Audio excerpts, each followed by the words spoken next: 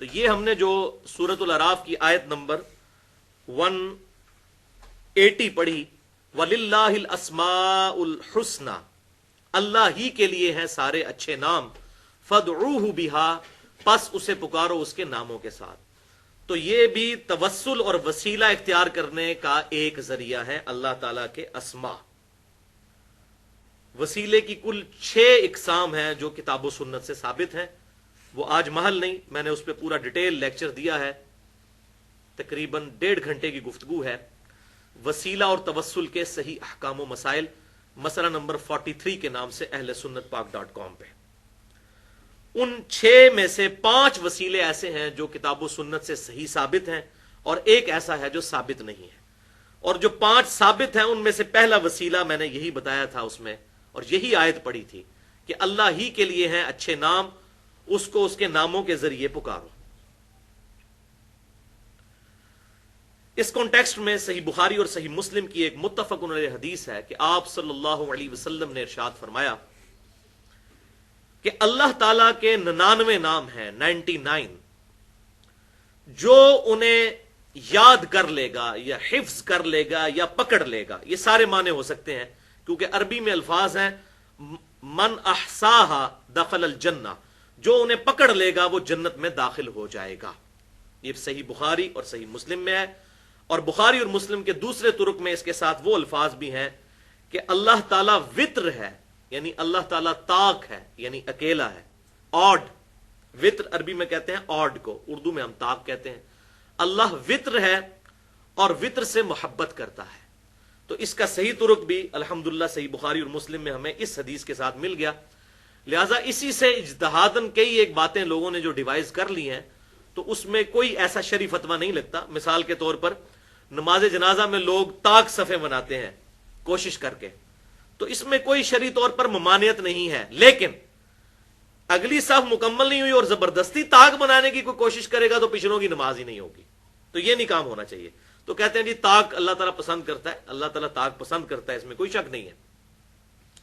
نمازوں کی فرض رکعتوں کی تعداد بھی دن رات میں 17 ہے، 2 فجر کے، 4 ظہر کے، 4 عصر، 3 مغرب، 4 عشاء، یہ بھی جو ہے وہ آڈ بنتے ہیں۔ اسی طریقے سے طواف کعبہ کے جو چکر ہیں وہ بھی 7 ہیں، لیکن جنت کے 8 دروازے ہیں۔ اللہ کے حروف 4 ہیں، الف لام لام ہا، اور محمد کے بھی حروف 4 ہیں، میم ہا میم دال۔ تو چاہے جفت ہو یا آڈ ہو، یہ دونوں ہی اللہ کے ہیں۔ اسی طریقے سے ہماری جو نمازوں کی فرض رکعتوں کی جو تعداد ہے، مغرب کو چھوڑ کے ساری ایون ہے، 2 فجر کے، 4 ظہر کے، 4 عصر کے اور 4 عشاء کے۔ تو بہرحال وطر اللہ تعالیٰ کو اس حوالے سے پسند ہے کہ اللہ تعالیٰ خود بھی طاق ہے اور طاق سے محبت کرتا ہے۔ اچھا، اب جامعہ ترمذی میں انٹرنیشنل نمبرنگ کے مطابق ایک حدیث ہے 3507، جس میں 99 نام گنوائے گئے ہیں۔ سیدنا ابو ہریرہ رضی اللہ تعالیٰ عنہ سے روایت ہے، اور اسی روایت کو پکڑ کر جو ہمارے قرآن پاک پاکستان سے پرنٹ ہوتے ہیں انہوں نے وہ چھاپ دیے ہوئے نام 99۔ قرآن کے شروع میں 99 نام اللہ تعالیٰ کے، اور قرآن کے اینڈ پہ نبی صلی اللہ علیہ وسلم کی طرف 99 نام انہوں نے منسوب کیے ہوئے ہیں، حالانکہ دونوں طرف جو نام ہے ان میں سے اکثر نام کتاب و سنت سے ثابت نہیں ہے۔ اور وہ جو روایت ہے 3507، وہ تمام محدثین کے نزدیک پکی ضعیف روایت ہے۔ اس میں ولید بن مسلم مدلس ہیں اور ان سے روایت کر رہے ہیں، اس کے علاوہ بھی کئی ایک سکم موجود ہیں۔ تو وہ روایت کسی بھی محدث، چاہے وہ قدیم محدث ہوں یا آج کے دور کے محدث ہوں، شیخ البانی ہوں یا شیخ زبیر علی زئی ہوں رحمہم اللہ، کوئی بھی اس کو اصول محدثین پر صحیح نہیں سمجھتا۔ تو یہ 99 نام ضروری نہیں کہ اللہ تعالیٰ کے 99 ہی نام ہیں، اللہ تعالیٰ کے سینکڑوں نام کتاب و سنت سے ثابت ہے۔ تو 99 کا عدد بعض محدثین اس طرف بھی گئے کہ اس سے مراد کثرت بھی ہو سکتی ہے، کہ کثرت سے نام ہے، ان ناموں کے ذریعے اللہ تعالیٰ کو پکارا جائے۔ اور اگر کوئی 99 کی بات بھی کرتا ہے تو وہ خاص کوئی ڈیفائن نہیں ہے کہ کون سے 99 ہے، کوئی سے بھی 99 جو صحیح سند سے ثابت ہو۔ اس معاملے میں اگر کسی کو شوق ہو تو شیخ زبیر علی زئی رحمہ اللہ نے شرح حدیث جبریل کی ہے، جو بخاری اور مسلم کی متفق علیہ حدیث ہے، حدیث جبریل، صحیح مسلم کی بلکہ کتاب الایمان میں پہلی حدیث ہی یہی ہے. اس کی جو شرح ایک عرب عالم نے وہ اس کی شرح لکھی تھی، اس کا اردو ترجمہ کیا اور ساتھ تحقیق بھی کی. اس کتاب کے اینڈ پہ انہوں نے 99 نام قرآن پاک اور صحیح الاسناد احادیث سے جمع بھی کیے ہیں. وہ الحمدللہ کتاب میرے پاس ہے. انٹرنیٹ پہ بھی جو یہ ویب سائٹ ہے kitabussunnah.com، اس پہ PDF اس کا رکھا ہوا ہے، اس کو ڈاؤن لوڈ کریں تو وہ 99 کے 99 نام ایک ایک نام کے آگے لکھا ہے یہ فلاں آیت سے ہے، یہ فلاں حدیث سے ہے، پورے ریفرنس کے ساتھ الحمدللہ تخریج اور تحقیق کے ساتھ انہوں نے نقل کر دیا ہے. اور کچھ تو ہمیں پتہ بھی ہے. سورۃ الحشر کی آخری 3 آیات کے اندر هو اللہ الذی لا الہ الا هو عالم الغیب والشہادۃ هو الرحمن الرحیم هو اللہ الذی لا الہ الا هو الملک القدوس السلام المؤمن المہیمن العزیز الجبار المتکبر سبحان اللہ عما یشرکون هو اللہ الخالق البارئ المصور له الاسماء الحسنى یسبح له ما فی السماوات والارض وهو العزیز الحکیم. تو کتنے اسماء اس کے اندر بھی آگے. اسی طریقے سے سورۃ الحدید میں بھی آتا ہے والاول والآخر والظاہر والباطن. تو قرآن پاک میں کافی سارے نام موجود ہیں اور احادیث کے اندر بھی. تو یہ 99 سے زیادہ بن جاتے ہیں. اب رہا مسئلہ یہ جو قرآن پرنٹ ہوتے ہیں اس کے اندر جو نام لکھے ہوئے ہوتے ہیں اللہ تعالیٰ کے اور نبی صلی اللہ علیہ وسلم کے، تو ان میں سے کئی ایک نام ثابت ہی نہیں ہے. خصوصاً نبی صلی اللہ علیہ وسلم کی طرف جو نام منسوب کیے ہوئے ہیں، آپ صلی اللہ علیہ وسلم کے بھی کئی ایک نام، درجنوں نام قرآن پاک اور بخاری اور مسلم سے ثابت ہیں. لیکن یہ جو حروف مقطعات کے ساتھ سلوک کیا گیا، یاسین، طٰہٰ، حامیم، جس کا ترجمہ بتایا ہی نہیں گیا، وہ پکڑ کر نبی صلی اللہ علیہ وسلم کے مبارک ناموں میں لکھ دیا ہوا ہے. اور ایون ہمارے تو سب کانٹیننٹ میں، انڈیا، پاکستان اور بنگلہ دیش کے اندر لوگوں نے نام اپنے بچوں کے یاسین رکھے ہوتے ہیں. کئی لوگوں کے نام ہے یاسین، حالانکہ اس کا مطلب ہی پتا نہیں. جب مطلب پتا نہیں تو اس کا نام کیسے رکھا جا سکتا ہے؟ تو یہ بہت کریٹیکل ایشو ہے اس حوالے سے. اچھا، بعض لوگ اب اس آیت وَلِلَّهِ الْأَسْمَاءُ الْحُسْنَى فَادْعُوهُ بِهَا، اس کے تحت یہ کہتے ہیں کہ اللہ تعالیٰ کے لیے گاڈ کا لفظ یا خدا کا لفظ نہیں بولا جا سکتا، کیونکہ یہ کتاب و سنت سے ثابت نہیں ہے. تو یہ بات یاد رکھیے، یہ اللہ تعالیٰ کا ہم نے کوئی اسم نہیں رکھا، بلکہ اللہ تعالیٰ کے ناموں کی ٹرانسلیشن کی ہے اور اس کو سمجھانے کی کوشش کی ہے. نام اس کا گاڈ نہیں رکھا. اب ایک انگلش جاننے والے کو بتانا پڑے گا گاڈ، فارسی جاننے والے کو خدا بتانا پڑے گا. لہذا اس حوالے سے میں سمجھتا ہوں کہ مولانا مودودی رحمہ اللہ نے جو ترجمہ کیا وہ سب سے بیسٹ ہے. لا الہ الا اللہ کا انہوں نے ترجمہ کیا ہے اللہ کے سوا کوئی خدا نہیں، یعنی الہ کی ٹرانسلیشن انہوں نے خدا کی ہے، کیونکہ فارسی لینگویج میں جس کو پوجا جائے اس کو کہتے ہیں خدا. سب سے سپریم جو ہے اس کے لیے خدا کا لفظ. تو انہوں نے اللہ کا نام بھی چینج نہیں کیا، اللہ کے سوا کوئی خدا نہیں. یہ بہت زبردست ترجمہ کیا. اسی طریقے سے گاڈ، اس میں کوئی حرج نہیں. اور یہ میں اس لیے بول رہا ہوں کہ آج کل کچھ خصوصاً جو سلفی اسکالرز ہیں اور خصوصاً جو سعودی عرب میں بیٹھ کے تقریریں کرتے پھر رہے ہیں، انہوں نے ڈاکٹر ذاکر نائک کے اوپر فتویٰ لگا دیا کہ جی ڈاکٹر ذاکر نائک کو، یہاں تک انہوں نے ایسی بدتمیزی کے الفاظ، ہمیں بھی ڈاکٹر ذاکر نائک سے کئی ایشوز پہ اختلاف ہے علمی، لیکن اس کی یہ رزلٹ نہیں نکالنا چاہیے کہ ان کی علمی خدمات کو زیرو سے ضرب دے دیا جائے. علمی طریقے سے اختلاف واضح کیا جائے. تو انہوں نے ڈاکٹر ذاکر نائک کے بارے میں تقریر ریکارڈ کروائی اور میں نے وہ تقریر خود سنی. اس میں وہ کہتے ہیں کہ ڈاکٹر صاحب آپ کمپاؤنڈر ہیں، آپ کا کام ہے ٹیکے لگانا، آپ ٹیکے لگائیں، آپ کتاب و سنت کی دعوت کیوں دیتے ہیں؟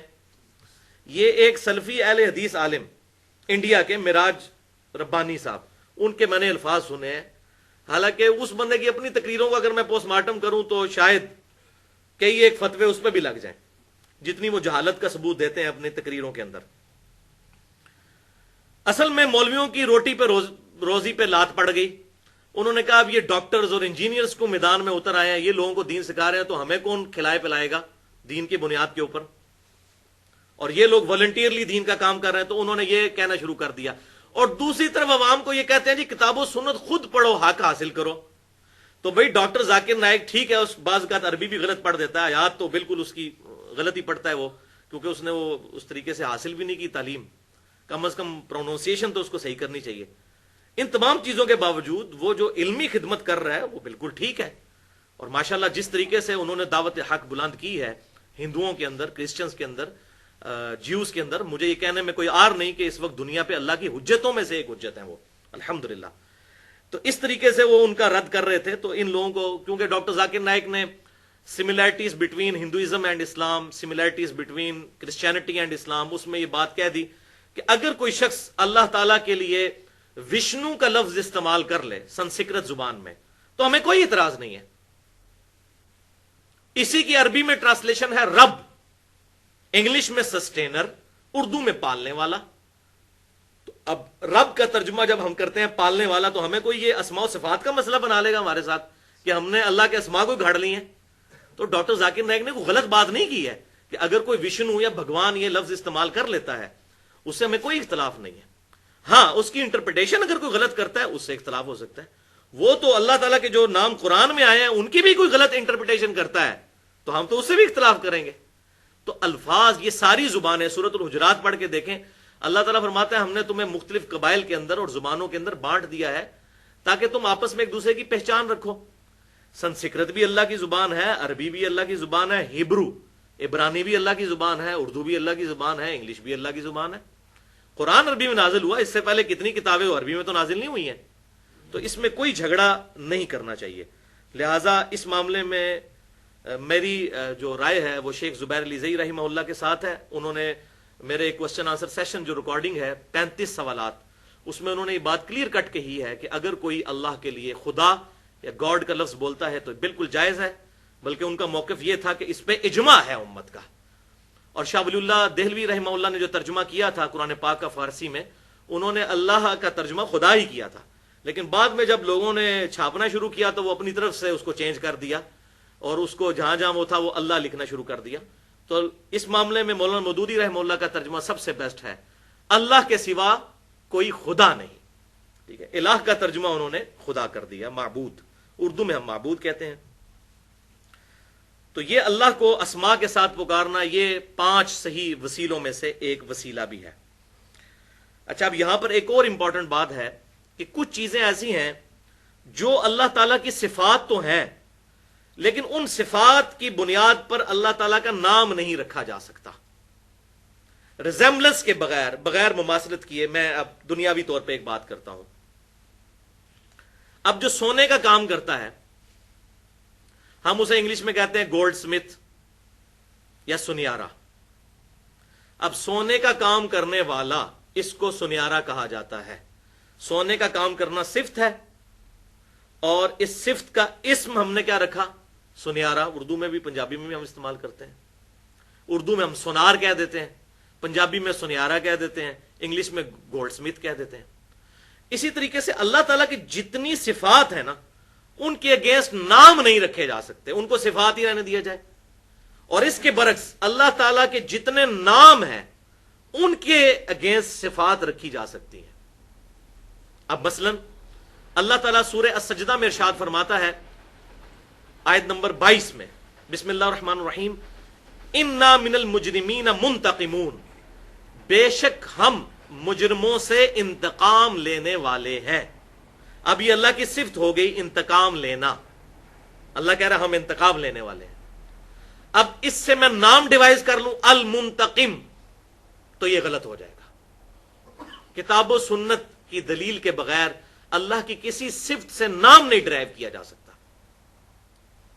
ہاں, اس کے اگینسٹ اللہ تعالیٰ کا کوئی نام موجود ہے تو اس سے صفات بنائی جا سکتی ہیں. جیسے نام ہے الرحیم, تو آپ اس کے آگے صفات بناتے جائیں, رحم کرنے والا, رحم فرمانے والا, شفقت فرمانے والا, جتنی مرضی صفات بناتے جائیں. صفات بنائی جا سکتی ہیں لیکن صفات جو ہیں ان کے اگینسٹ نام نہیں بنائے جا سکتے.